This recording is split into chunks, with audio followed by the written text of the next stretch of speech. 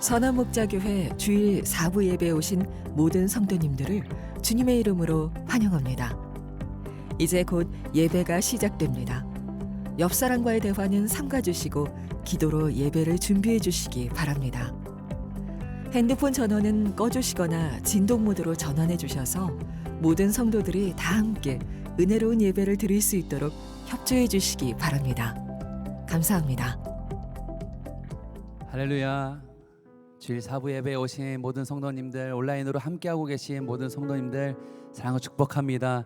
주님께서 오늘 우리의 예배를 기뻐 받으실 줄 믿습니다. 주님 앞에 신령과 진정과 마음과 정성과 뜻을 다한 예배, 오늘 주님 앞에 드릴 때에 하나님이 기뻐하실 수 있도록 우리가 전심으로 예배하길 원합니다.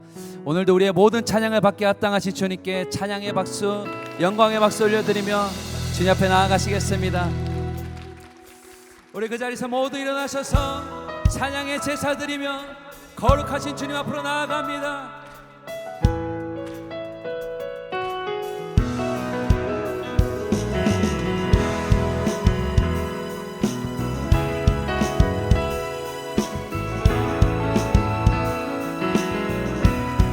주의 이름 안에서, 주의 이름 안에서, 주의 성소로 가네.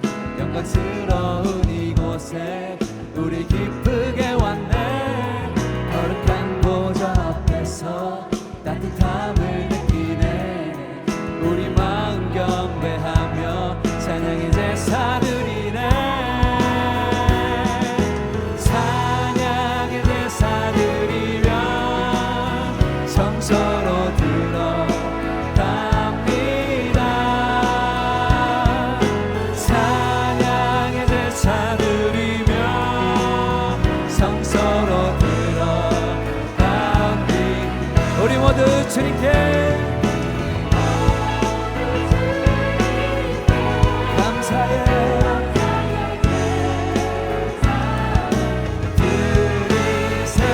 우리 모두 주님께 기쁨.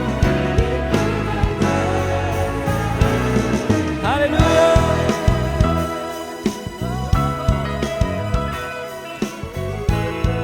우리 이 절로 고백합니다. 주의 말씀 주시고, 주의 말씀 주시고 우리 감사드리네. 주의 날개 그늘이 우리 피난처 되네. 주의 길을 따르며 우리 주께 순종해. 모든 상황 속에서도 찬양의 제사 드리네. 찬양의 제사 드리며 성소로 들어갑니다. 찬양의 제사 드리며 성소로 들어갑니다. 아멘. 우리 모두 주님께 감사의 제사를 드리세. 우리 모두 주님께 기쁨의 제. 우리 한 번 더 고백합니다. 우리 모두 주님께 감사의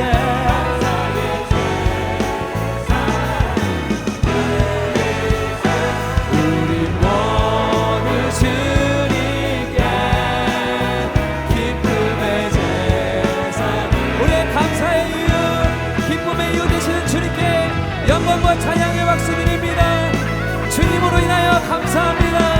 주님으로 인하여 기뻐할 수 있음에 우리가 다시 한번 주님을 찬양하고 감사합니다. 할렐루야.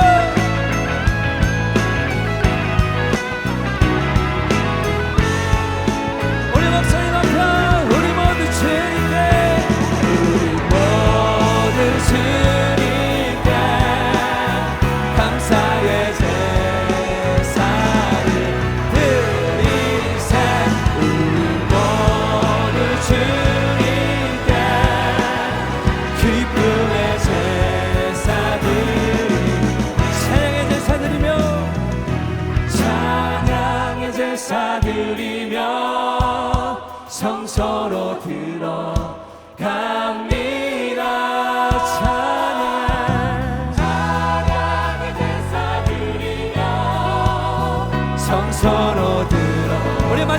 고백합니다.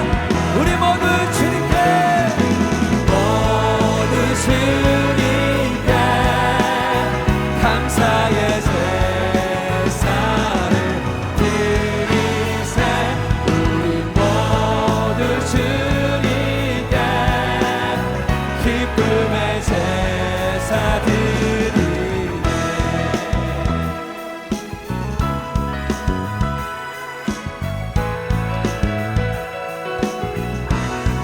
우리를 주님의 지성소로 인도하시는 주님께 다시 한번 감사와 영광 올려드립니다. 할렐루야.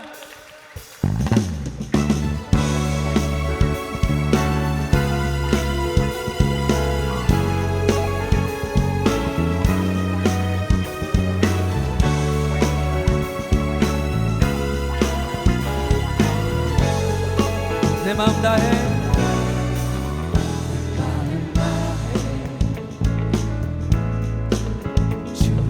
찬양해.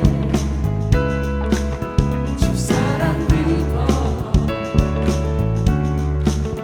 말로 다 못하네. 주 앞서가며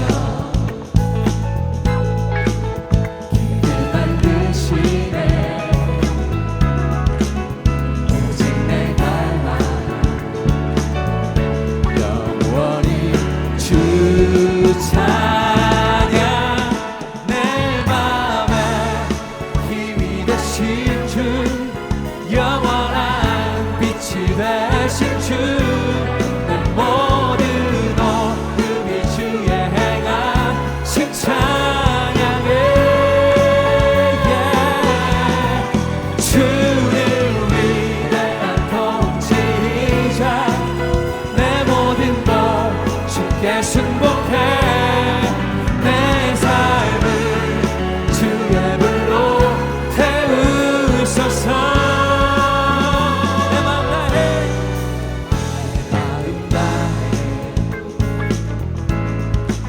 주 이름 찬양해. 주 사랑 깊어 말로 다 못하. 주 앞서가며 주 앞서가며 길을 만드시네. 오직 내 갈망 영원히 준사. 내 맘에 힘이 되신 주 영원한 빛이 되신 주 내 모든 어둠이 주의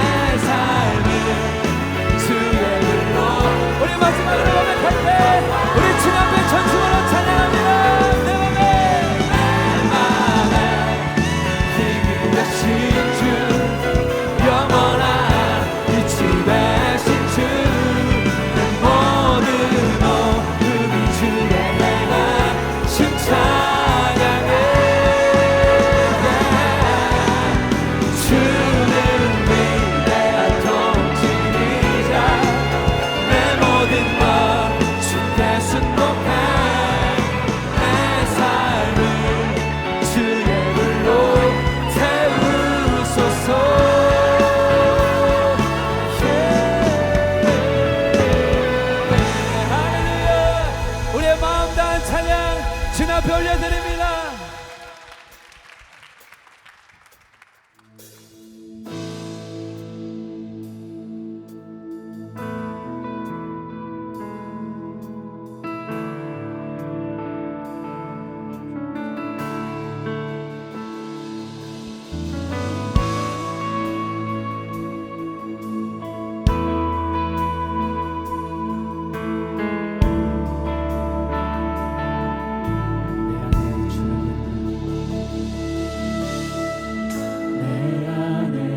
주를 향한 이 노래 영원한 노래 있으니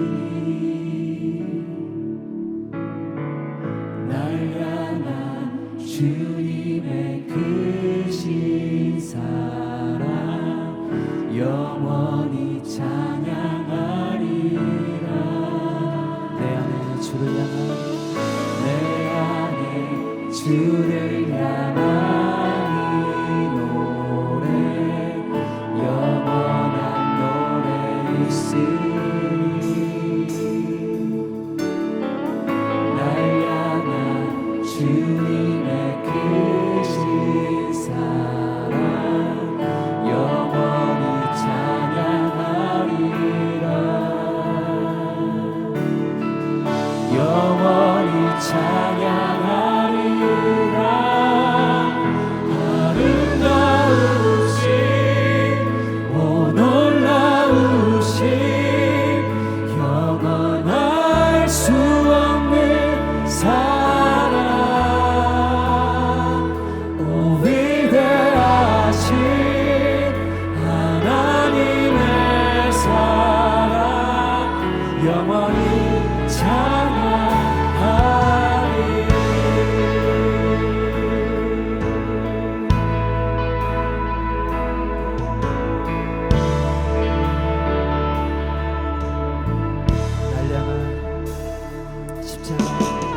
십자가 그 사랑 찬양하리. 날 구원하신 그 사랑 내 삶을 드려서 내 삶을 드려 찬양하리라. 놀라우신 주의 사랑 영원히 찬양하겠습니다.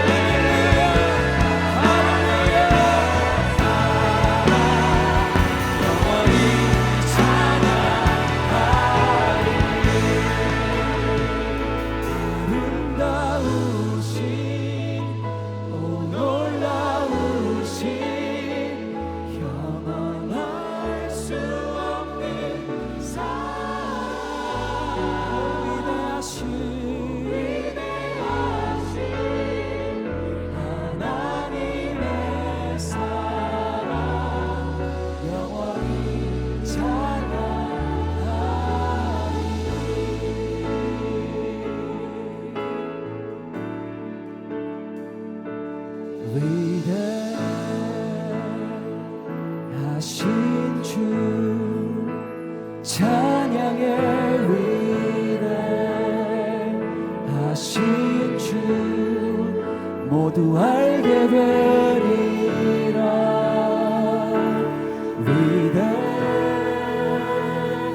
위대하신 주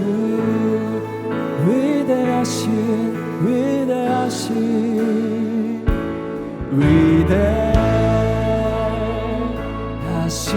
주 찬양의 위대하신 주 모두 알게 되리라.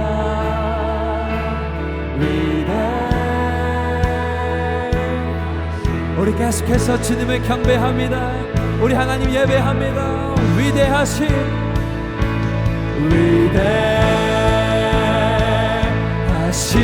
주 찬양의 위대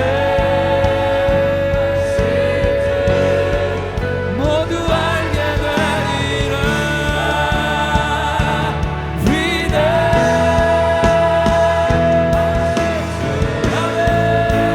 아멘 모든 이름 위에 뛰어라. 모든 이름 위에 뛰어나신 이름 다 찬양의 위대하신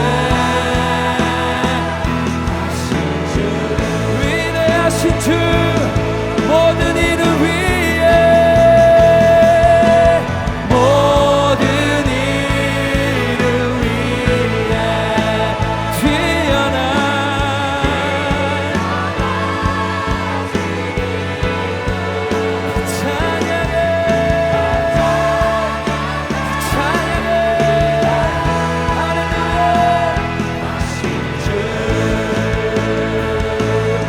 찬양 선물 선물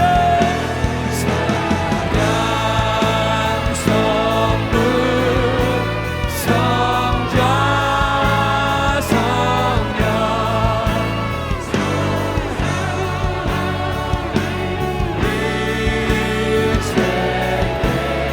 영원 무궁하기까지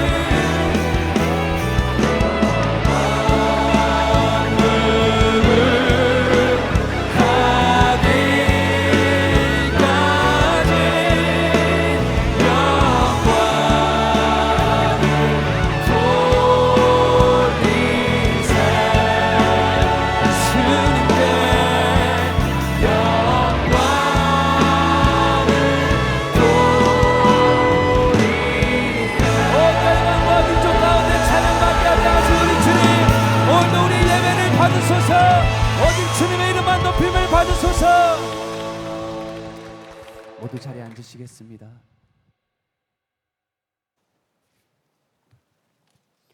만유의 주 되시고 만주의 구원자 되시는 하나님께 사부 예배로 찬송과 영광을 올려드립니다. 인생 가운데 멸망의 길을 걷는 죄인에게 예수 그리스도를 믿어 주님의 자녀가 되는 구원의 은혜를 선물로 주시고 사모하는 심령을 예배의 자리로 인도하여 주시니 감사합니다. 주님의 은혜로 새 생명을 얻고 날마다 기쁨과 감사로 살지만 그럼에도 온전한 믿음으로 세상에서 사명 감당하지 못함을 이 시간 회개합니다. 우리의 연약한 삶의 허물을 주님의 보혈로 깨끗게 씻어 주옵소서. 우리의 가난한 심령의 은혜를 베푸시는 하나님, 이 시간 성령의 충만한 임재를 구하며 생명의 말씀을 받고자 나아갑니다. 피곤한 손, 연약한 무릎으로 나온 성도들에게 죽은 자의 소망이 되시고 피난처 되시는 주님께로 우리를 인도하여 주시고 진리의 성령께서 시험당하는 자에게 믿음의 확정으로 부활의 주님이 날마다 함께 하신다는 구원의 믿음을 주옵소서. 생명의 말씀을 선포하시는 김다희 목사님, 날마다 강건하심과 성령의 충만하심으로 붙들어 주시고 예배를 통하여 성도의 영적인 눈과 귀를 열어 믿음으로 새 하늘과 새 땅을 봄과 같이 우리들이 예수 안에서 영적인 눈이 열리고 주님의 음성이 들리는 시간이 되게 하옵소서. 지난 한 주간 맥주절 감사 찬양 축제와 여러 말씀 기도회를 통하여 우리의 영혼육에 풍성한 은혜를 주셔서 감사합니다. 이 땅에서 얻는 잠깐의 풍요에 미련을 버리고 영혼의 마지막 추수 때에 죽음 넘어 영원 무궁한 생명을 주시고 성문에서 기쁘게 맞아주실 그 주님의 영광을 바라보는 눈이 열리게 하여 주시옵소서. 예배를 돕는 임사자들에게 성령 충만한 은혜를 주시고 온몸으로 드리는 더브리지의 찬양을 올려드릴 때 주님의 영광으로 성도의 심령에 밝게 비추는 찬양이 되게 하옵소서. 오늘도 은혜를 구하는 자에게 썩지 않는 영원한 멸류관을 주시는 생명의 주 우리 주 예수 그리스도의 이름으로 기도드립니다.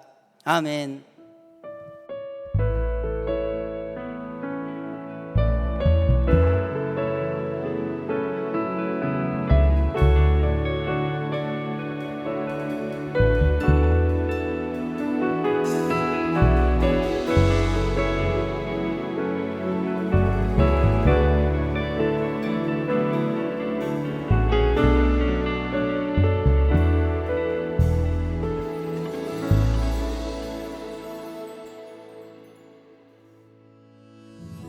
여러분은 성도로서 어떤 정체성을 가지고 사시나요? 성경에서 말하는 가장 중요한 정체성 중 하나가 싸우는 자, 그리스도의 군사입니다.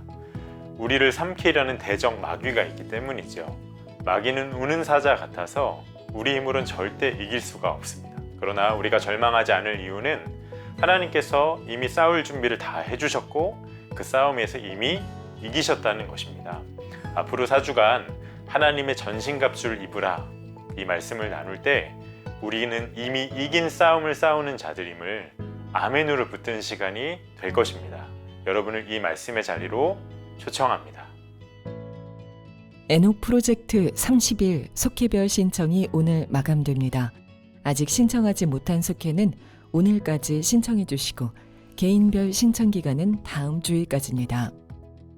자세한 사항은 교회 홈페이지와 교구별 링크를 통해 확인하실 수 있습니다. 선한목자 교회에 처음 오신 새가족 여러분을 환영합니다. 1층 새가족실에 가시면 교회 등록과 교회 생활에 대한 안내를 받으실 수 있습니다.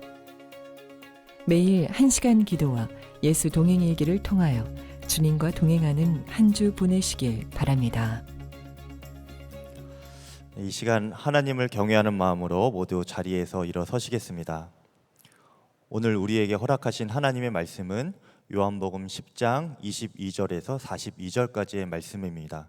봉독은 30절까지 하겠습니다. 예루살렘은 성전 봉헌절이 되었는데 때는 겨울이었다. 예수께서는 성전 경내에 있는 솔로몬 주랑을 거닐고 계셨다. 그때 유대 사람들은 예수를 둘러싸고 말하였다. 당신은 언제까지 우리의 마음을 졸이게 하시렵니까? 당신이 그리스도이면 그렇다고 분명하게 말하여 주십시오. 예수께서 그들에게 대답하셨다. 내가 너희에게 이미 말하였는데도 너희가 믿지 않는다. 내가 내 아버지의 이름으로 하는 그 일들이 곧 나를 증언해 준다. 그런데 너희가 믿지 않는 것은 너희가 내 양이 아니기 때문이다. 내 양들은 내 목소리를 알아듣는다. 나는 내 양들을 알고 내 양들은 나를 따른다. 나는 그들에게 영생을 준다. 그들은 영원토록 멸망하지 아니할 것이요 또 아무도 그들을 내 손에서 빼앗아가지 못할 것이다.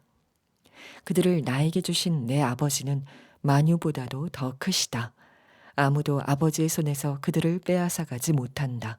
나와 아버지는 하나이다. 아멘. 하나님의 말씀입니다. 자리에 앉겠습니다. 여러분들의 삶 가운데 하나님만이 주실 수 있는 기쁨이 넘치시기를 진심으로 축원합니다. 여러 가지 경제 위기의 소식과 코로나 재확산의 좋지 않은 소식들이 들려옵니다. 그러나 전도서 7장 14절에 보면요, 하나님은 좋은 때도 있게 하시고 나쁜 때도 있게 하신다, 이런 말씀이 있습니다. 그래서 나쁜 때를 만나면 생각하라고 했어요. 하나님을 생각하고 하나님의 일을 생각하라. 그래서 오히려 이 나쁜 때는 하나님이 그분의 백성을 인도하시는 그런 특별한 통로가 될 수도 있다는 것이죠. 하나님의 손이 자신의 양들을 붙잡아 주신다. 이것이 오늘 주제입니다. 하나님의 손이 우리들을 꼭 붙잡아 주신다는 것이죠. 오늘 본문의 배경을 보면요, 지난번까지의 본문이었던 요한복음 10장 21절 이후로 2개월 정도가 지난 시점입니다. 시간이 꽤 흘러서 겨울이 되었습니다. 그런데 여전히 유대인들은 예수님이 메시아이심을 믿지 못하는 겁니다. 그래서 예수님이 자신을 믿지 못하는 그들에게 얘기를 하시죠. 나는 이미 너희에게 내가 메시아인 것을 말을 했다. 만일 그것을 믿지 못하겠으면 내가 하는 일들을 보고 그리고 믿으라는 겁니다.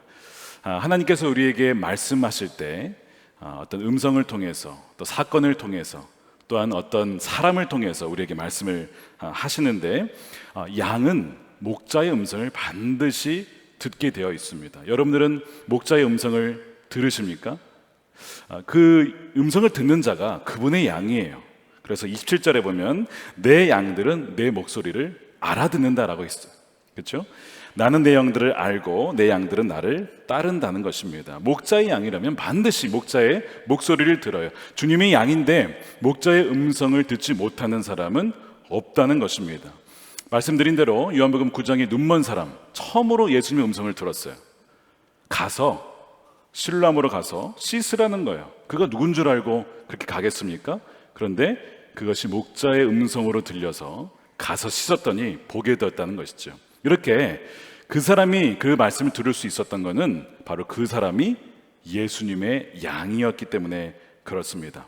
물론 그것이 우리가 그리스도인으로서 목자의 음성을 들을 수 있도록 훈련받지 않아도 된다, 그런 의미를 주는 것은 아닙니다. 우리가 목자의 음성을 들을 수 있도록 훈련을 받아야, 마치 그 아이가 이제 언어를 배우면서 그 부모님과 더 깊은 대화를 하게 되는 것처럼 우리는 목자의 음성을 더 세밀하게 분명하게 듣는 훈련을 물론 받아야만 합니다. 그런데 본문이 말하는 것은 뭐냐면 양들만이, 그분의 양들만이 목자의 음성을 분명히 듣는다는 것이죠.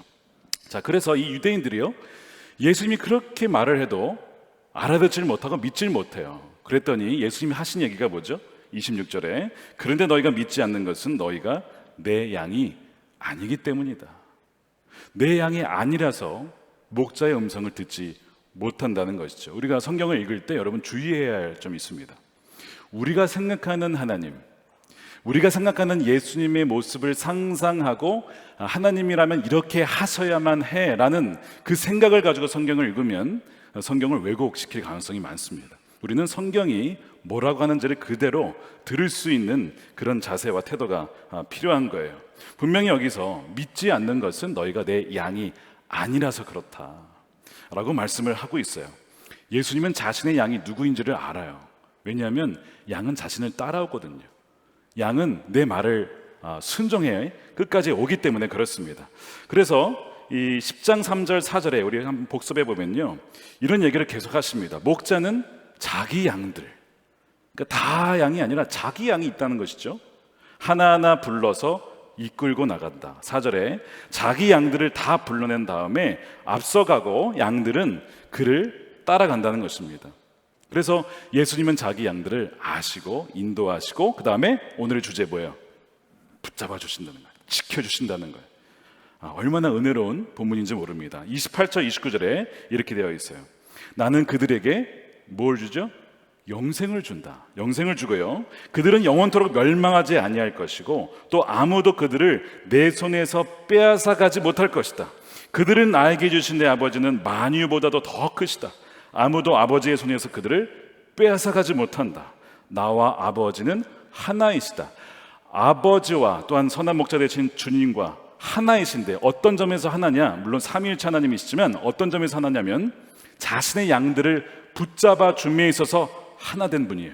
그래서 아버지도 그를 붙잡아 주시고 선한 목자도 그를 붙잡아 주신다는 것이죠. 누구를 붙잡아 주신다고요?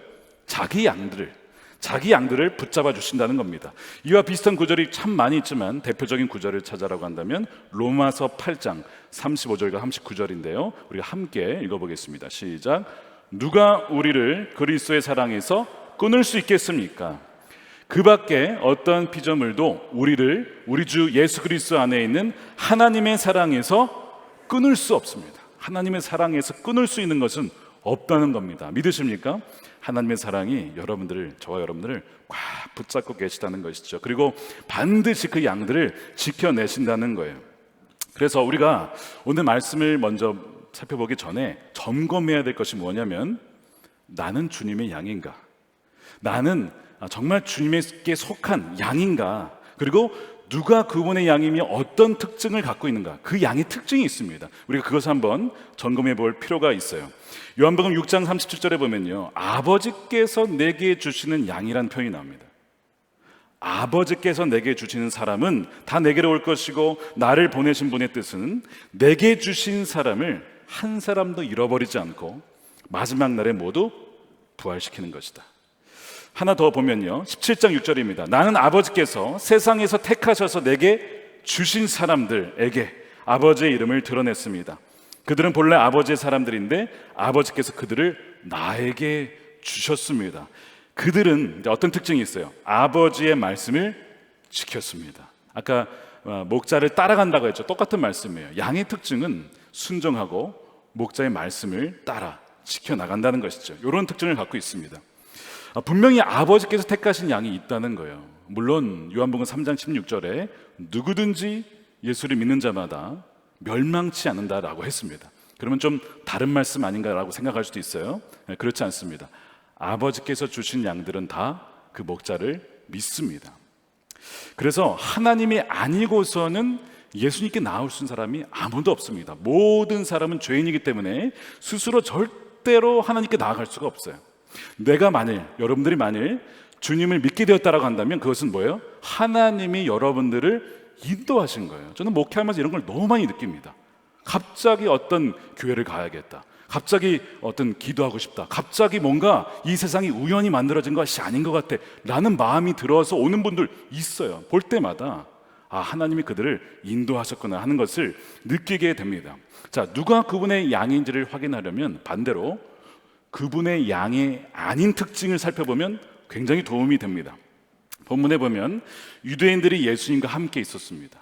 말씀도 듣습니다. 그러니까 이것만 가지고는요, 주님의 양인지를 알 수 없어요. 왜냐하면 그들은 같이 있었고 말씀도 들었지만 주님 뭐라고 하셨어요?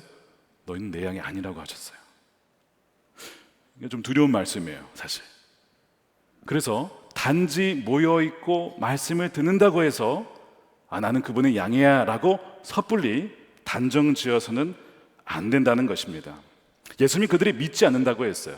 여러분, 믿음을 어떻게 증명할 수 있을까요? 믿음 뭘로 알 수 있죠? 성경은 열매로 알 수 있다 했습니다. 열매. 어떤 행동이 한두 번이 아니고요, 지속성이 있고 계속성이 있어서 반복적으로 어떤 열매가 나타났을 때 그 사람에게는 진정한 믿음이 있구나라는 것을 알 수 있는 거예요. 만일 믿었다고 하면서 어떤 성령의 그 9가지 열매의 모습이 나타나지 않는다고 한다면 그래서 그냥 지적인 동의일 뿐, 그 믿음은 뭐죠? 죽은 믿음일 수 있다는 겁니다. 그래서 성경을 보면 계속해서 우리의 믿음을 점검해 봐야 된다라고 말씀을 해요. 이제 거기에 대한 명확한 예가 마태복음 25장에 나오는 비유예요. 뭐죠? 열처녀 비유, 달란트 비유, 양과 염소에 대한 이야기가 나오죠. 그래서 달란트와 양과 염소에 대한 이야기는요, 지난번에 우리 나태의 죄 금요성경 집회 때 다뤘습니다. 한번 듣지 못하신 분들은 그걸 참고하시고요. 열처녀 비유를 한번 여러분 아실 거예요. 열처녀의 비유에 보시면요, 두 부류의 처녀들이 나옵니다. 하나는 슬기로운 처녀들, 하나는 어리석은 처녀들, 이렇게 나와요. 5명입니다. 근데 겉에서만 보면요, 굉장히 비슷합니다. 다 주님의 양처럼 보여져요. 왜냐하면 공통점이 너무 많은 거예요. 뭐죠? 이들은 다 뭘 갖고 있었냐면 등을 갖고 있었습니다. 이들은 다 신랑을 기다리고 있었습니다. 이들은 다 혼인잔치에 참여하고 싶은 마음조차 있었습니다. 여러분, 여기까지 보면요, 다 똑같아요. 이들은 다 주님의 양이고 다 천국에 들어갈 사람이구나, 이렇게 느껴진다는 거예요. 근데 문제는 뭐냐면 어느 시점에 가면요, 이 사람들이 두 부류로 갈라지더라는 것이죠. 어느 시점에 가서 차이점이 있었어요. 지혜로운 처녀들은 기름을 등과 함께 기름을 준비했어요. 충분히 준비를 했고 어리석은 처녀들은 등만 준비했지 기름을 준비를 못합니다. 그래서 마태복음 25장 3절에 이렇게 되어 있어요. 어리석은 처녀들은 등불은 가졌으나 기름은 갖고 있지 않았다. 기름을 적게 준비한 게 아니고 아예 없었어요. 그래서 영어로 보면 They took no oil with them. 아예 오일이 없었다는 겁니다. 기름을 아예 준비하지 않았어요. 그렇다 보니까 불을 붙였을 때 심지에 조금 있었던 아마 기름이 있었는지 잠깐 타더니 불이 꺼져버리는 거예요. 그래서 기름을 달라고 요청하지 않습니까? 이 이야기를 가만히 살펴보면요, 무슨 차이가 있는가? 이것이 무엇을 의미하는가? 어리석은 처녀들의 신앙은요, 자기 중심적인 신앙입니다. 자기 기준에 이렇게 하면 될 거야.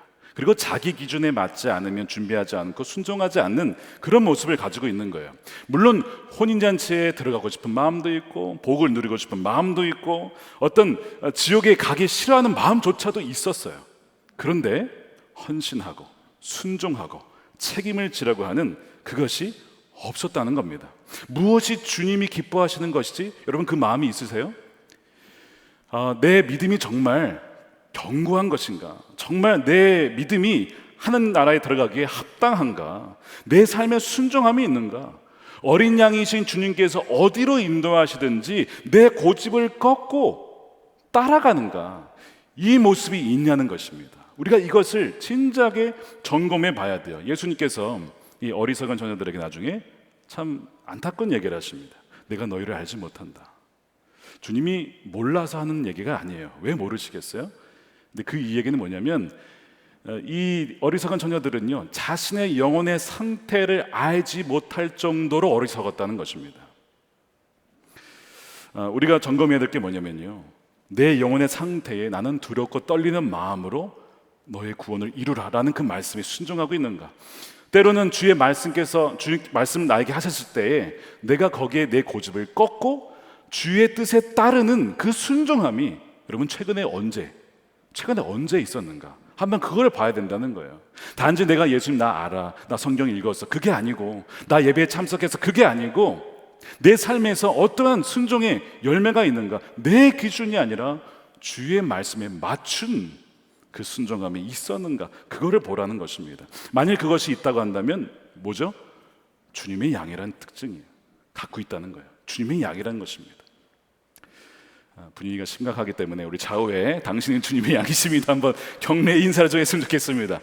당신의 주님의 양의 길을 바랍니다. 네, 너무나 중요한 주제입니다. 너무 중요한 주제예요. 자, 그래서 우리가 내가 주님의 양이구나 라고 점검이 되면, 자, 그 다음 본격적인 주제로 들어갑니다. 바로 하나님이 어떻게 그분의 양들을 지키시는가, 손으로 붙잡아 주시는가 라는 부분입니다. 28절 29절에 아무도 그들을 빼앗아가지 못한다라고 두 번이나 말씀을 했어요. 그 말을 뒤집어 보면 어떤 일이 있다는 것이죠? 우리를 빼앗아 가려는, 아버지의 손에서 빼앗아 가려는 세력들이 있다는 것입니다. 누구죠? 그 10장에 나옵니다. 도둑, 강도, 이리, 타인의 음성, 이런 세력들이 어떻게 해서든지 주님의 손에서 우리가 나아갈 수 있도록 빼앗아 가려고 계속 우리를 습격한다는 것이죠. 궁극적으로 마귀를 얘기합니다. 사탄이 우리를 흔들어 놔요. 그래서 택하신 자들도 할 수만 있거든 미혹한다라는 말씀이 있잖아요. 마귀는요, 호시탐탐 우리의 영혼을 노리고 있습니다. 그래서 여기 보면요, 그 하르파조라고 하는 단어, 즉 빼앗아가지 못한다, 빼앗는다라는 단어가 헬러 하르파조라고 되어 있는데, 영혼을 두고, 양들을 두고 이 도둑과 이리와 강도가 이 양을 빼앗아 가려고 하죠. 근데 이것이 12절에는 어떻게, 똑같은 단어가 어떻게 표현됐냐면 이리가 물어간다. 그러니까 물어간다라는 단어가 하르파조예요. 이리가 물어가려고 하고, 한쪽에서는 하나님이 그 영혼을 빼앗아 가지 못하도록 붙잡아 주시는 것, 이 싸움이 벌어지고 있다는 거예요. 근데 약속은 뭐예요? 28절 29절에 누구든지 아무도 내 손에서, 아버지의 손에서 내 양들을 빼앗아 갈 수 없으리라. 이것이 놀라운 우리에게 주시는 약속입니다. 자, 그러면 어떻게 그분의 양들을 지키시는가? 세 가지입니다. 첫 번째는요, 하나님은, 그리고 목자는 그 양들에게 말씀하심으로써, 음성을 들려줌으로써 그 양들을 지키십니다. 27절에 나와 있는 것처럼 목소리를 들려줘요. 그러면 양들이 그것을 듣고 따라가는 거예요. 목자만 따라가면 지켜지는 겁니다. 그러니까 우리가 주의 음성을 분별하고 거기에 따라가고 순종하는 일이 굉장히 중요한 거예요. 양은 타인의 음성을 알지 못한다고 했습니다. 목자의 음성만을 따라가는 거예요. 목자의 음성은 뭐냐? 기본적으로 우리가 말씀을 읽을 때 성경 말씀을 통해서 우리에게 주님께서는 음성을 들려주시죠. 그리고 성령께서 우리로 하여금 생각나게 하시는 것들 통해서 또한 우리에게 말씀을 하십니다. 또한 사람을 통해서, 환경을 통해서 우리에게 말씀을 하세요. 존 웨슬리나 찰스 스펄전이나 신앙의 위인들의 이야기를 잘 읽어보시면 그들이 예수님께 인도함을 받을 때에 어떻게 받았는가 보면요, 설교를 통해서도 인도함 받고요, 신앙인을 통해서 권면을 받을 때 주의 음성을 듣기도 하고요, 신앙서적을 읽다가도 주의 음성을 듣기도 합니다. 그러니까 여러 가지 통로로 목자는 그분의 양을 인도하신다는 것이죠. 그래서 사람의 목소리지만 그것이 주의 음성이 될 수가 있다는 거예요. 여러분, 우리가 구약에 선지서들이 참 많이 있잖아요. 선지서가 다 뭐죠? 하나님이 선지자들을 통해서 주신 말씀이에요. 사람을 통해서 주신 거예요. 사람의 음성이었지만 그것이 하나님의 말씀이에요. 그것이 기록된 것이 이 구약 말씀이죠. 그래서 우리가 이 목자의 음성을 분별할 수 있어야 됩니다. 제가 작년 11월 달에 수요 음악회담 이 말씀을 전해드렸는데 다시 한번 말씀을 드릴게요. 왜냐하면 우리가 목자의 음성을 따르는 것이 얼마나 중요한지, 그분이 그것을 통해서 우리를 어떻게 지키시는지를 보여주는 이야기 때문에 그렇습니다. 저희 아버지는 1945년 광복할 때 그 해에 태어나셨어요. 그래서 별명이 해방둥이입니다. 해방둥이. 1945년 태어나신 분들을 해방둥이라고 불러요. 그래서 그때 태어나셔서 6.25 전쟁을 거치셨어요. 초등학교 때 이제 들어갔을 때 6.25 거의 끝날 때쯤이었는데, 그때 아직 그 휴전 협정이 벌어질 때였습니다. 그때 이제 경북 지역에서는 어떤 일이 있었냐면, 이 공산군이 다 이제 쿠데타를 하지 못하고 합류하지 못한 일부 북한군들이 남아 있었어요. 그래서 밤에 이 산에 있다가 동네에 들어가서 습격도 하고, 지나가던 사람들을 강탈해서 물건도 가져가고 막 그런 일들이 있었다고 합니다. 그때 저희 친할머님의 그 직업이 뭐였냐면 옷감 장수였어요.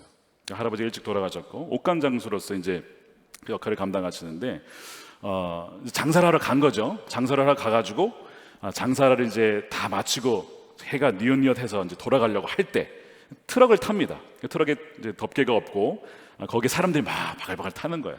그래서 저희 이제 아버님이 먼저 타시고 저희 할머니도 거기에 타시려고 할 때에, 그때 누가 말을 걸어오냐면 외삼촌이, 저희 아버지 외삼촌이 말을 걸어오셨어요. 저희 할머님한테 이런 얘기를 하신 겁니다. 동상, 지금 날도 저물고 장꾼들도 많은데 네 타고 가려면 고생할 테니 지금 집에서 저녁 묵고 저녁을 묵고 내일 아침 첫 차로 가면 어떻겠노? 그러는 거예요. 첫 차로 가라는 거예요. 그리고 오늘은 수요일 아이가 예배 드리고 가라는 거예요. 고민이 되죠. 지금 가서 집에 가서 싹 쉬고 싶은데, 근데 오늘 수요일이고 저녁 예배가 곧 있고 밥도 준다니까, 그러면 그렇게 하자. 그래가지고 트럭에 탔던 저희 초등학생 아버지를 내리고 외삼촌 집으로 갑니다. 그리고 거기서 뭐예요? 저녁을 묵고 예배를 드리는 겁니다. 예배를 드리고 있는데 사이렌이 막 동네에 울렸어요. 뭔가 큰일이 벌어진 겁니다. 무슨 일인가 알아봤더니 그 트럭이 공격을 당한 거예요. 습격을 당했어요. 산비탈 넘다가 그 인민군에 공격을 당해서 불이 타고 사람들은 죽고 짐은 다 뺏기고, 다음날 아침에 그 언덕을 오르는데 그 연기가 아직도 타오르고 있었다는 거예요. 그 트럭에 탔으면 내가 죽었겠구나. 여러분, 그 순간을 잘 한번 생각해 보세요. 트럭에 타려고 하는데 누군가가 얘기를 한 거잖아요. 잠깐 내 말을 들어보라 하면서 집에서 저녁 묵고 교회에서 예배 드리자. 이 말을 만약에 못 들었거나 그 말에 순종하지 않았더라면 어떻게 됐을까요? 죽는 거죠. 아버지도 돌아가시고 저는 태어나지도 않고 아예 존재가 없는 거죠. 여러분, 누군가가 여러분들에게 수요 예배 드리자, 기도하자, 주일 말씀 드리자, 뭐 기도하자, 뭐 어디 모임 가자, 이거 그렇게 허투루 들으시면 안 됩니다. 주님께서 그 사람을 통해서 여러분에게 주시는 음성일 수 있는 거예요. 여러분 지금 다 이 자리에 오신 게 어떤 분은 우여곡절 끝에 오신 분이 계실지도 몰라요. 주님께서 여러분들을 그렇게 인도하시는 겁니다. 우리의 삶 가운데 목자께서, 선한 목자이신 주님께서 우리를 그렇게 인도하신다는 거예요. 그러므로 이 양이 목자의 음성을 듣는 거는요, 옵션이 아니고 이 생사가 달린 문제일 수 있다는 것을 여러분 기억하셔야 됩니다. 말씀을 통해서 우리를 지키신다는 거예요. 두 번째, 하나님의 손으로 자기 양들을 지키신 두 번째 방법은 징계입니다. 징계. 이 징계란 말이 좀 부정적인 의미가 있긴 하지만 다른 말로 얘기하면 훈육입니다. 디스플레인이라고 해요. 훈육, 훈계. 하나님은 자신의 양들, 자신의 자녀만을 훈육시킵니다. 자신의 양이 아니면 훈계할 이유가 아무도 없는 거예요. 자신의 자녀니까 훈계하고 징계를 하는 것이죠. 히브리서 12장 6절 말씀을 함께 읽어보겠습니다. 시작. 주님께서는 사랑하시는 사람을 징계하시고 받아들이시는 아들마다 채찍질하신다. 아버지가 징계하지 않는 자녀가 어디에 있겠습니까? 모든 자녀가 받은 징계를 여러분이 받지 않는다고 하면 여러분은 사생아이지 참 자녀가 아닙니다. 자, 그분의 양, 그분의 자녀에게 뭐가 있다고요? 징계가, 훈육이 있다는 거예요. 그래서 이 시편 23편 읽어보면 선한 목자의 손에 뭐가 있습니까? 막대기와 지팡이가 있어요. 아니, 선한 목자인데 막대기를 들고 있어. 왜 그럴까요? 양들이, 저번에 영상 기억나십니까? 자기 마음대로 막 뛰어가니까 그냥. 그러니까 이 양들을 쳐서라도 바른 길로 가기 위해서 막대기가 있는 겁니다. 사랑하니까 그러는 거예요. 때로는 가시채로 치면서 바른 길로 인도할 때가 있어요. 사도 바울이 사도행전 26장에 보면 자기가 들은 목자의 음성, 예수님의 음성을 이야기하면서 그 가시채를 언급해요. 26장 14절입니다. 우리는 모두 땅에 엎어졌습니다. 그때 히브리 말로 나에게 사울아 사울아 너는 어찌하여 나를 핍박하느냐? 그 다음에 가시도친 채찍을 발길로 차면 너만 아플 뿐이다 하고 말하는 음성을 들었습니다. 계속해서 이 사울의 인생 가운데는 가시도친 채찍을 통해서 그를 인도하시려는 주의 손길이 있었어요. 그런데 그것을 그는 계속 거부한 거예요. 어떻게? 발로. 나를 왜 이렇게 괴롭히면서 뒷발기질을 하면서 거절했는데 사실은 그것이 그의 양, 자신의 양을 인도하시는 주의 손길이었어요. 계속 거절하니까 어떻게 됐습니까? 결국에는 앞을 보지 못하게 돼요. 일순간, 며칠을 보지 못하고, 그러나 그것을 통해서 주님을 알게 되고 이제는 완전히 선한 목자 되신 주님만 따라가는 사람으로 바뀌게 되는 거예요. 이 징계는 분명한 증거입니다. A.W. 토저, 에이든 토저라고 하는 목사님이 쓰신 책이에요. 최근에 나온 책인데 하나님의 선지자가 되라는 책에 이런 말씀이 나옵니다. 우리는 간사한 사람들이기 때문에 인간적으로 의지할 것이 있으면 그것을 의지합니다. 하나님 말고 다른 사람에게 도움을 받을 수 있을 것 같으면 그 사람을 찾으러 온갖 곳을 돌아다니다가 결국 마지막으로 하나님께 갑니다. 때때로 사람들은 이런 간증을 합니다. 나는 모든 방법을 다 써보았습니다. 그러나 이제는 하나님만을 의지합니다 라고 간증합니다. 이렇게 우리는 제일 먼저 찾아가야 할 분에게 가장 마지막에 찾아갑니다. 우리가 이렇게 간사하기 때문에 그분은 때때로 우리의 모든 것을 가져가 버리십니다. 물론 그분을 제일 먼저 찾아야 한다는 것을 우리에게 깨우쳐 주시기 위함입니다. 징계는 그분의 양을 인도하기 위한, 지키기 위한 그분의 도구일 수 있다는 것이죠. 여러분, 어떠한 고난이 있으십니까? 재정적인 어려움이 있으십니까? 어쩌면 우리가 너무 돈을 사랑해서 하나님께서 그것을 잠시 걷어 가신 것일 수도 있어요. 관계에 어려움이 있으십니까? 너무 그 사람을 너무 하나님보다 의지하니까 그 사람을 따로 떼어놓은 것일 수도 있어요. 하나님은 우리를 위해서 때로는 그렇게 환경을 바꾸신다는 것입니다. 하나님께서 누구를 징계하실 때 또 쓰는 방법 중에 하나는요, 침묵입니다. 아무 말씀을 하지 않는 거예요. 그리고 마치 하나님의 부재, 계시지 않은 것처럼 하실 때가 있어요. 근데 그것도 하나님이 그 양을 지키시는 방법인 거 여러분 아십니까? 모세가 자기 힘으로 백성을 살리겠다고 했다가 사람을 쳐 죽였어요. 그리고 도망자 신세가 되어서 미디안 광야에서 몇 년을 보냈죠? 40년입니다. 근데 거기에 대한 기록이 거의 없어요. 뭐 하나님이 나타나셨다, 말씀하셨다 이런 기록 없습니다. 모세가 그 40년 광야 굉장히 힘들었던 것 같아요. 물론 만나서 결혼도 하고 자녀를 낳았는데 자녀 이름을 이렇게 지었어요. 게르솜. 뜻은 내가 이방 땅에서 나그네가 됐다. 내 인생 이게 뭐냐? 이방 땅에서 나그네 인생. 하나님 나를 버리셨구나. 나를 완전히 내치셨구나. 그렇게 생각한 거예요. 20대 왕자에서 완전히 그냥 시골에 잊혀진 자가 되었구나. 이런 생각을 그 아들의 이름에 담은 것이죠. 근데 여러분, 하나님이 모세를 버리신 겁니까? 그렇지 않습니다. 그 침묵의 시간, 마치 하나님의 부재와 같은 그 시간을 통해서 하나님은 모세를 다루셨어요. 너는 나 없으면 아무것도 아니야. 모세도요, 하나님 없으면 나는 아무것도 아니구나. 내가 뭐 할 수 있는 줄 알았더니 아무것도 아니구나. 그때 하나님은 비로소 그를 부르신 것이죠. 하나님은 그 침묵의 시기를 통해서도 그의 양을 지키세요.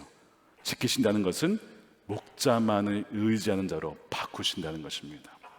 지난주에 어떤 분을 배웠는데 참 가슴 아픈 이야기를 해주셨어요. 자신의 아들이 교사로도 섬기고 예전에 한참 전입니다. 교회 생활도 참 열심히 했는데 지금은 신앙생활을 하지 않는다고, 그러면서 그 아들이 돌아오기를 원한다고 뭐 그렇게 눈물을 흘리면서 기도를 부탁을 하셨습니다. 제가 그 얘기를 들을 때에 그런 말씀을 들었어요. 반드시 아들이 돌아올 겁니다. 우리 권사님 기도하시니까 반드시 그 아들 돌아올 거예요. 포기하지 마세요. 기도를 놓지 마십시오.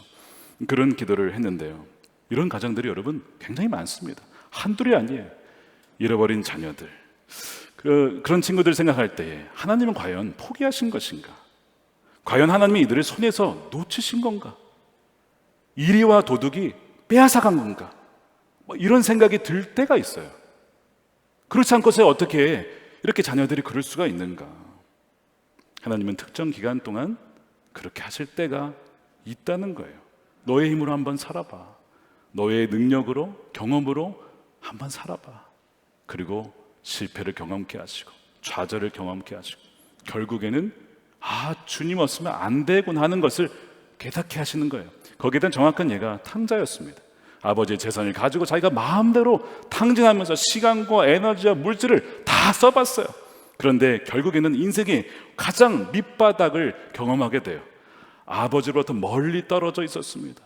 그러나 아버지의 사랑은 한 번도 그를 떠난 적이 없어요. 왜냐하면 바로 그 인생의 밑바닥에서 탕자가 아버지의 사랑을 비로소 깨달아요. 그러면서 이런 고백을 하죠. 내 아버지의 그 많은 품꾼들에게는 먹을 것이 남아도는데 나는 여기서 굶어 죽는구나. 아버지를 떠났더니 내가 굶어 죽는구나. 내가 일어나 아버지에게 돌아가서 죄를 지었다라고 해야겠다라는 고백을 하게 되죠. 우리는 이것을 회심이라고 부를 수 있습니다. 그런데 양의 관점에서 보면 다릅니다. 그는 집을 떠날 때나 돌아올 때가 물론 다르지만 여전히 아들입니다. 그가 돌아왔기 때문에 아버지의 아들이 된 겁니까? 아닙니다. 아들이기 때문에 돌아온 겁니다. 아들이기 때문에 아버지의 집으로 돌아온 거예요. 돌아왔기 때문에 염소가 양이 된 겁니까? 아닙니다. 양이기 때문에 목자품으로 돌아온 거예요. 오히려 탕자에게는 그 침묵의 기간, 아버지의 부재의 기간이 은혜의 기간이었습니다. 그러므로 여러분, 물질과 어떤 관계의 고난, 침묵을 통한 징계는요, 너무나도 분명한 바로 목자의 그 양들을 지키기 위한 적극적인 증거이자 하나님의 손길의 증거가 될 수 있다는 거예요. 마지막으로 세 번째입니다. 하나님이 그분의 양들을 그의 손으로 지키시는 방법 세 번째는요, 중보 기도입니다. 하나님을 누군가로 하여금 어떤 사람을 위해서, 그 양을 위해서 기도하게 하셔서 그 사람을 지켜내십니다. 예를 들면 이런 거죠. 베드로가 예수님을 3번이나 부인했어요. 사실 뭐 가룟 유다나 큰 차이점이 없을 수도 있습니다. 그런데 가룟 유다와 베드로의 차이점이 있어요. 무슨 차이가 있습니까? 그 차이를 아십니까? 왜 이들의 운명이 이렇게 달라졌을까? 바로 기도입니다. 예수님이 베드로가 자신을 부인할 줄을 미리 아시고 베드로를 위해서 이렇게 기도를 하셨어요. 누가복음 22장 31절이죠. 시므나 보아라, 사탄이 밀처럼 너희를 체질하려고 너희를 소나기에 넣기를 하랍하죠. 넣기를 요구하였다. 그러나 나는 내 믿음이 꺾이지 않도록 너를 위하여 어떻게 했다고요? 기도했다는 거예요. 베드로는 자기는 확신했어요. 나는 주님 절대 부인하지 않습니다. 근데 주님은 알고 있었어요. 그러나 어떻게 했어요? 너의 믿음이 꺾이지 않도록 내가 너를 위해서 기도했어. 너는 회복할 거야. 너는 다시 돌아올 거야. 주님이 그렇게 기도하셨다는 것이죠. 여러분, 누군가를 위해서 기도하고 싶은 마음이 드는 것은 결코 그냥 드는 게 아닙니다. 목자 되신 주님께서 여러분들 통해서 그 기도케 하시는 그 사람을 인도하고 지키기 위해서, 보호하시기 위해서 기도를 시키시는 거예요. 여러분, 거기 순종하셔야 됩니다. 그러면 여러분들의 기도를 통해서 그의 목자 되신 주님께서 양들을 지키신다는 것입니다. 미국에 있을 때 한 부부가 있었어요. 딸을 참 잘 키웠습니다. 미국의 대학에, 좋은 대학에 입학을 했어요. 그리고 교회를 나갔습니다. 대학교회죠.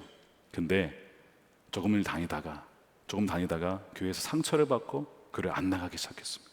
안 나가는 정도가 아니라 기독교 신앙의 회의를 품기 시작했고 부정적인 말과 비판을 쏟아내기 시작했어요. 자기는 이제 교회 안 간다 이거야. 그의 부모님이 얼마나 마음이 아팠는지 아십니까? 그의 어머니도요, 대학교 때 엔타이 크리스천이었어요. 그렇게 기독교를 싫어하고 미워하던 분이었는데 하나님의 은혜로 주님을 알게 되었습니다. 저와 한 2년 정도 성경 공부를 같이 했습니다. 얼마나 날카로운 질문들을 많이 하시든지 제가 참 많이 힘들었습니다. 그런데 그 기간이 저에게도 너무나 유익했어요. 그리고 저는 믿었어요. 오히려 이분이 정말 C.S. 루이스와 같은 뛰어난 변증가가 될 거야. 그런 생각을 가지고 하나님께서 정말 그 어머니를 믿음으로 견고히 세워주셨어요. 그런데 그 딸이 대학교 가서 그렇게 됐으니 얼마나 그 엄마의 마음이 아프겠습니까? 저를 볼 때마다, 아내를 볼 때마다, 사람들 볼 때마다 그 딸 기도 부탁을 하는 거예요. 우리 딸이 그렇게 믿음을 잃어버렸다라고. 여러분, 미국의 대학생들이 고등학교에서 대학을 들어갈 때 거의 70%가 신앙을 잃어버려요. 여러 가지 이유가 있어요. 다 말씀드릴 수는 없지만 많은 친구들이 떠납니다. 그것을 Silent Exodus라고 불러요. 조용한 탈출이에요. 은근슬쩍 그냥 사라집니다, 교회에서. 30% 정도가 믿음을 갖고 남는데 그 중에서도 그 끝까지 지킨 친구가 많지 않아요. 그 딸도 그렇게 된 게 아닌가, 여러 가지 염려가 되고, 이리가 채간 것일까, 도둑이 훔쳐간 것일까, 훔쳐갔나 보다, 이런 생각이 들 때도 있고, 마귀가 기도 못하게 포기하라고 얼마나 공격하는지 몰라요. 그 어머니가 새벽 기도에 빠지지 않고 나오셨어요. 새벽 기도에 보이면요, 이 목회자는 어쨌든 보이면 보이는 분을 위해서 더 기도를 하게 돼요. 주님, 저렇게 기도하시는데 주여, 저 여정의 기도를 들어주십시오. 금년 성장대표에도 안 빠지고 그렇게 바쁘신 분이 나와서 기도를 하시는 거예요. 주여, 저 여정의 기도를 들어주십시오. 1년이 지나고 2년이 지나고 3년이 지나고 4년이 되는데도 딸이 돌아오질 않는 거예요.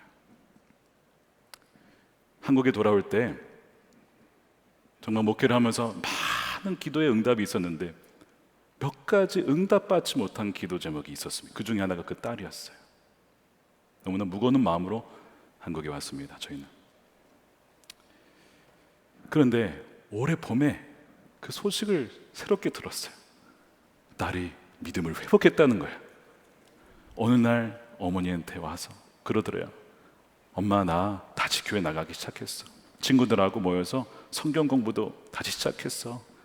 그런 고백을 하는 걸 듣고 나서 엄마가 얼마나 기뻐하든지 가정을 예배드리며, 제가 그 얘기를 듣는데요, 정말 눈물이 나더라고요. 주님, 결코 이 우리의 기도를 허투루 들으지 않으시고 하나님 응답하신 주님 찬양합니다. 저와 아내가 또 얼마나 기뻐했는지 몰라요. 나머지 응답받지 못한 기도도 하나님께서 분명히 응답해 주시리라, 저는 그런 믿음이 있습니다. 여러분, 누군가를 위해서 기도하게 하시는 건 여러분 결코 우연이 아니에요. 하나님이 그의 양들을 지키실 때 그렇게 하십니다. 그러니까 지금 생각나는 분이 계세요? 여러분 계속 기도하는 분이 계십니까? 그의 양을 지키시고 너무 사랑하시니까 결코 빼앗지 않기 위해서 여러분을 하여금, 저로 하여금 기도케 하시는 것입니다. 사랑하는 여러분, 하나님께서는요, 그분의 손으로 자신의 양들을 꽉 붙잡으십니다. 뭐라고 하셨죠? 결코 빼앗기지 아니하리라. 하나님께서는 우리에게 말씀을 통해서, 때론 징계를 통해서, 때론 침묵을 통해서, 또한 기도를 통해서 그의 양들을 선한 길로, 푸른 초장으로, 쉴만한 물가로, 때로는 사망의 음침한 골짜기로 가지만 주님께서 함께 하시니까 우리는 두려워할 것이 없는 것입니다.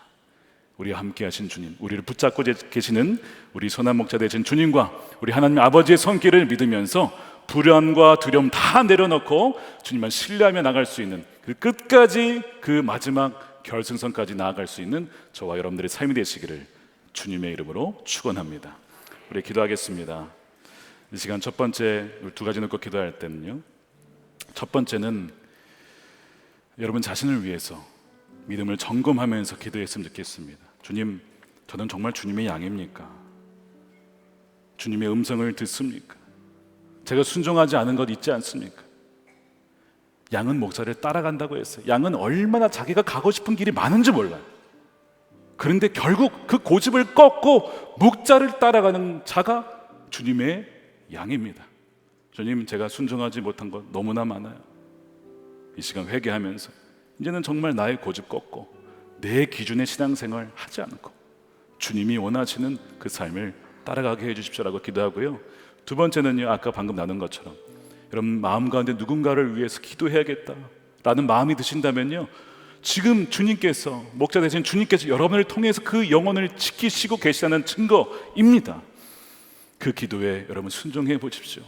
물론 인내가 필요합니다. 1년, 2년, 3년, 4년, 몇 년이 걸릴 줄 몰라요.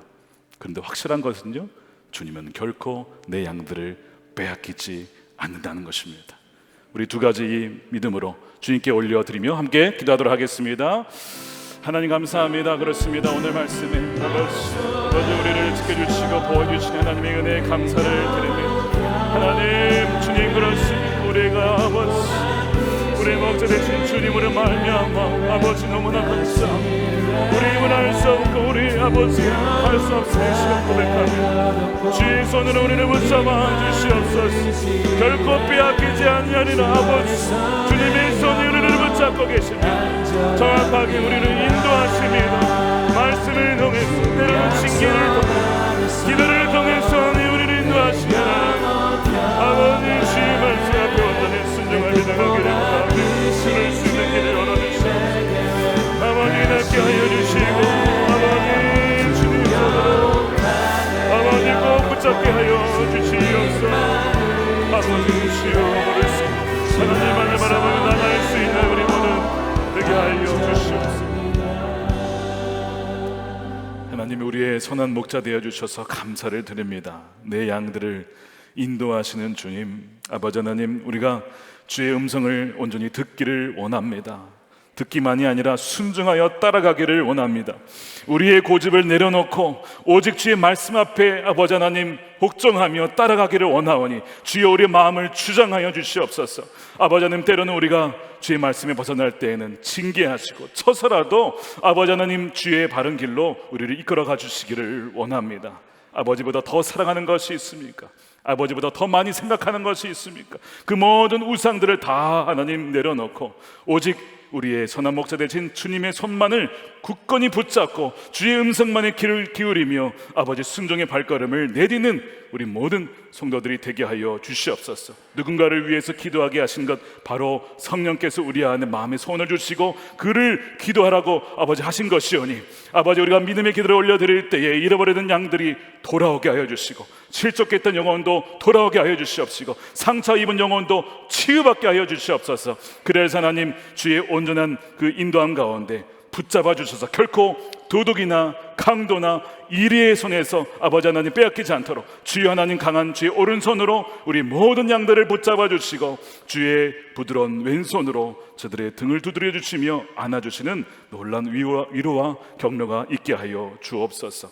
이 시간에 11조로 감사헌금으로 성경금으로 건축헌금으로 구제헌금으로 주님 앞에 구별하여 올려드립니다. 하나님 드린 손길을 기억하여 주시고 복에 복을 더하여 주셔서 부족함이 없이 날마다 그의 나라와 의를 구하는 자들에게 넘치도록 부어주시는 그 은혜가 있게 하여 주시고 또한 우리 주변의 사람들에게 어린이들에게 흘려보내며 도울 수 있는 넉넉한 자비로운 마음 우리 모두에게 허락하여 주옵소서. 쓰이는 곳곳마다 죽어갔던 자가 살아나게 해주시고 잃어버린 양이 돌아오게 해주시고 새로운 교회가 개척이 되어지며 아버지 하나님 선교지에 놀라운 새로운 부흥이 일어날 수 있도록 하나님 역사하여 주옵소서. 이 나라에 아버지 하나님 부흥이 새롭게 일어나게 해주시고 남과 북이 하나님 복음으로 통일되게 해주시고 북한의 억눌린 자들이 해방케 되어지고 전 세계에 복음이 증거되어서 주 예수님이 다시 오시는 마라나타 그날을 보게 하여 주옵소서. 감사하며 예수님의 이름으로 기도드립니다.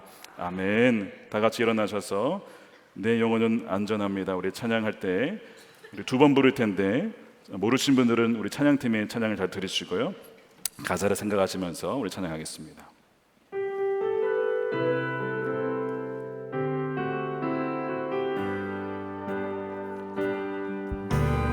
아버지 그 품 안에서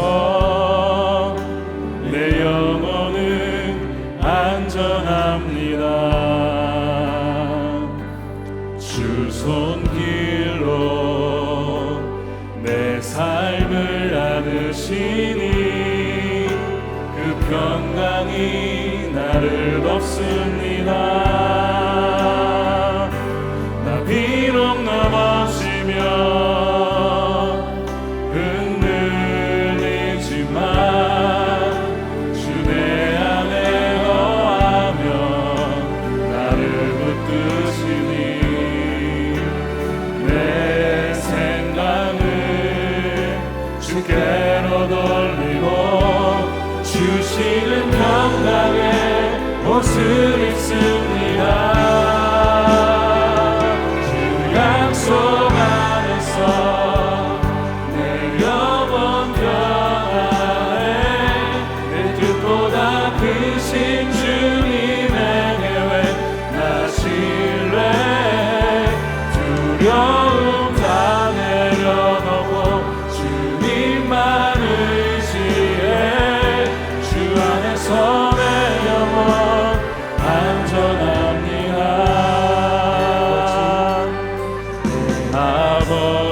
그 품 안에서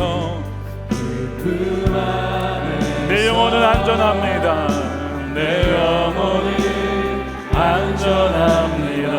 주의 손길로 내 삶을 안으시니 주 손길로 내 삶을 그 평강이 나를 덮습니다. 그 평강이 나를 덮습니다. 나 비록 넘어지며 비록 넘어지며 흔들리지만 주 내 안에 거하며 나를 붙드시니 내 생각을 주께로 돌리고 주시는 평강의 옷을 입습니다.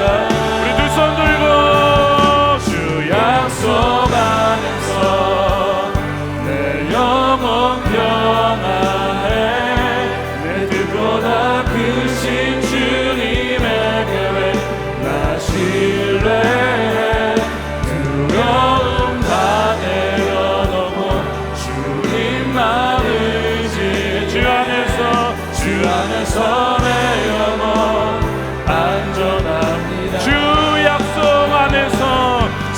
약속 안에서 내 영혼 평안해 내 뜻보다 크신 주님의 계획 나 신뢰해 두려움 다 내려놓고 주님만 의지해 주 안에서 내 영혼 안전합니다. 두려움 다 내려놓고 주님만 의지해 주 안에서 내 영혼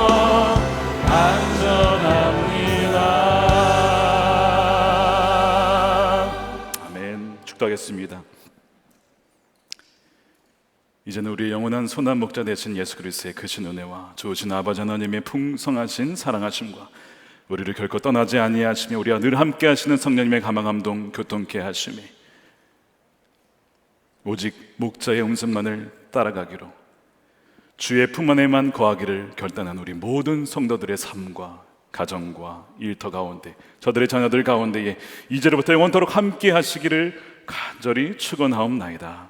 아멘.